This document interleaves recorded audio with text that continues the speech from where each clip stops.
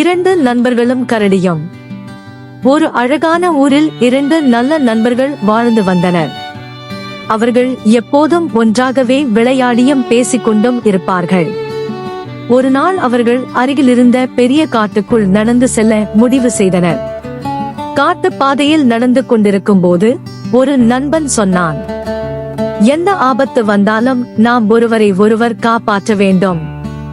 அதற்கு மற்ற நண்பன் சிரித்துக்கொண்டு, ஆமாம், நாமிருவர் எப்போதும் நல்ல நண்பர்கள்தான் என்றான். இருவரும் மகிழ்ச்சியாக பேசிக்கொண்டு காட்டின் உள்ளே சென்றனர். அப்போது திடீரென்று ஒரு பெரிய கரடி அவர்கள் முன் வந்தது.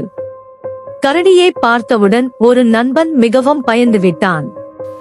அவன் உடனே அருகிலிருந்த மரத்தில் வேகமாக ஏறிக்கொண்டான். ஆனால் மற்ற நண்பனுக்கு மரம் ஏற தெரியாது. அவன் என்ன செய்வது என்று யோசித்தான். அப்போது அவனுக்கு ஒரு புத்திசாலித்தனமான யோசனை வந்தது. அவன் தரையில் அமைதியாக படுத்துக்கொண்டு மூச்சை நிறுத்திக் கொண்டான்.